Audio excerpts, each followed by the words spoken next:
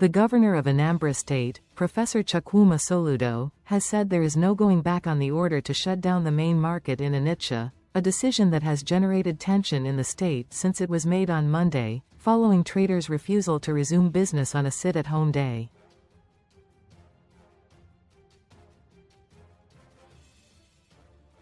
Soludo in a press briefing on Wednesday described the continual stay-at-home by traders in the market as economic sabotage and would not be allowed to continue.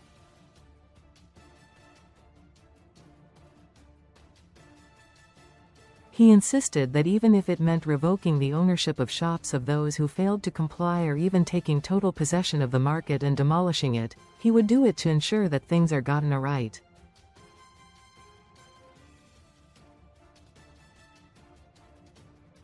He said, "I want to say that the Monday sit-at-home is deliberate economic sabotage and would not be allowed to continue."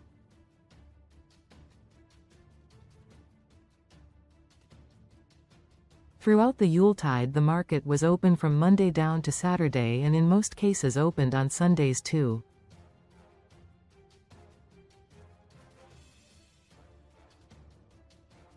For people who say the Monday decision is because of insecurity, why were there no incidences when traders opened all through the week? Now that normal businesses have commenced, they have started their Monday sabotage.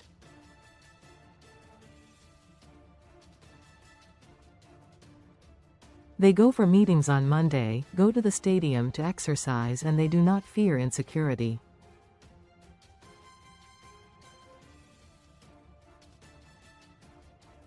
Why is their target Nnewi and Onitsha?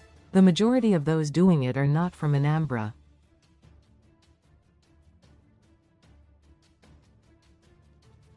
As I drove to Onitsha on Monday, all markets were open. In most cases there was street trading and it was even difficult for us to meander our way.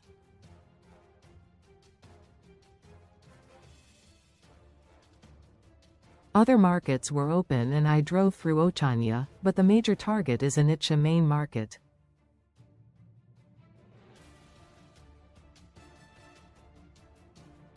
When we got there, it was not open.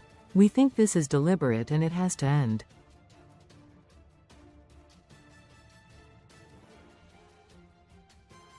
The governor traced the history of the sit-at-home order on Mondays to the 2021 protest over the arrest of Nnamdi Kanu, leader of the Indigenous People of Biafra, IPOB, but said that he visited Kanu in prison and he was unhappy about the decision and called for an end to the order.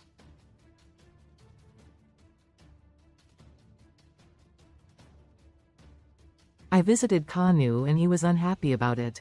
I confronted him with the question, sit-at-home order, and he told me it was wrong.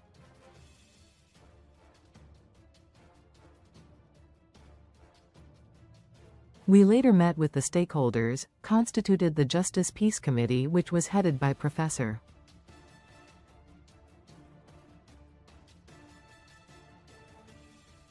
Chidi Odinkalu, and they have submitted their report and we have been implementing it.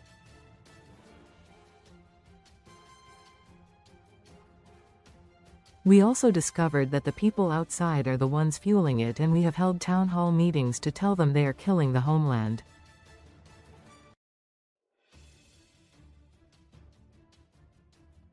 You cannot distort the growth of people and education, the same people you said you are fighting for.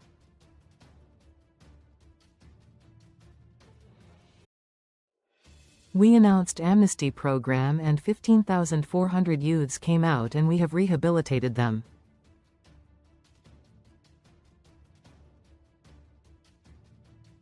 We are working to give young people a life and other people are there working to give them pain.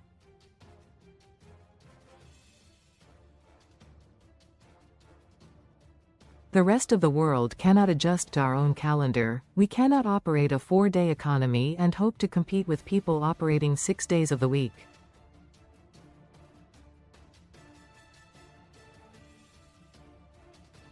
So we must stop.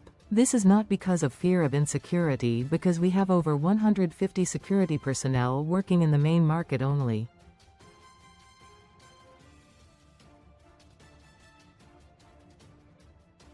Speaking on what the government is losing in terms of revenue, Soludo said the cost is much, but not about government revenue, but about the economy of the poor people and the overall stability of the state.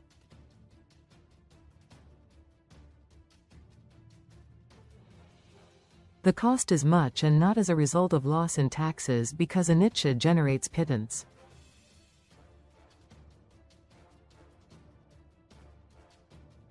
I'm talking about the larger economy, which is more on the traders themselves.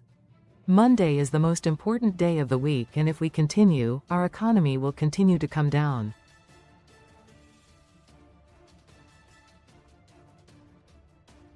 We can't train our children in a school system that runs 4 days a week. I'm concerned because you gave me the mandate to be your chief servant.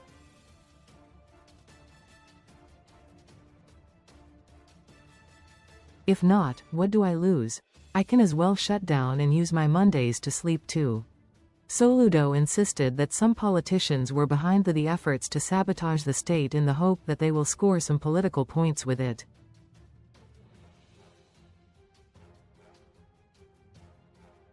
Some politicians are involved and they think it's politics. It is not about politics, it is about security, the interest and future of our state.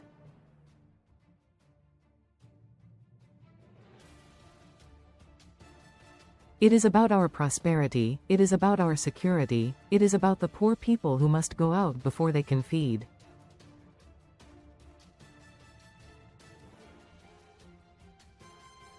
For now, we will not name the politicians who are sponsoring them. At least for now, but very soon we will name them.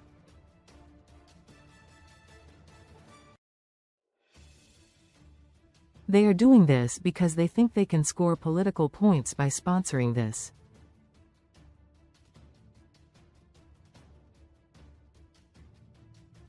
This economic sabotage must not continue. In 2022 and 2023 we were busy strategizing on how we would deal with the insecurity in our land.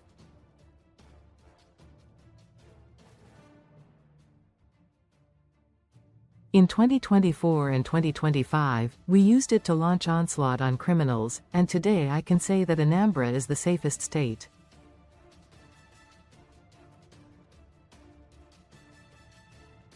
Even if our enemies do not agree, they will count us among the safest states in Nigeria.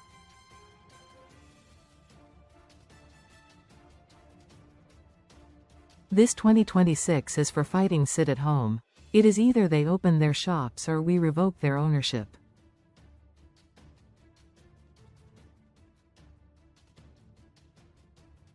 If it gets to this point, we will ask them to come and show us their documents of ownership of the shops, and I will personally scrutinize it myself.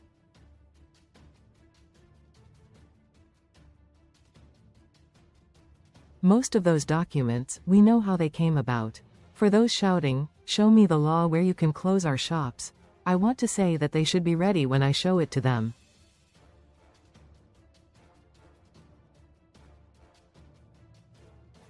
I will also show them the law that empowers me to revoke that market and use it for whatever is better for the state.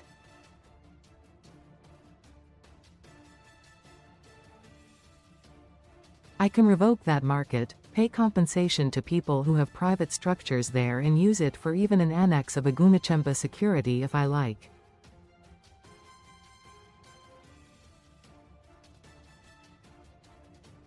I hope that push will not come to shove, but in the next 2 weeks, we will start recertification.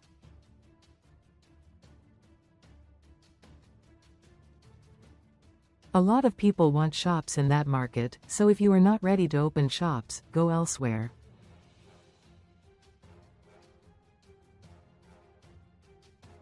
We will revoke your shops and give it to people who are willing to open, a defiant Soludo stated.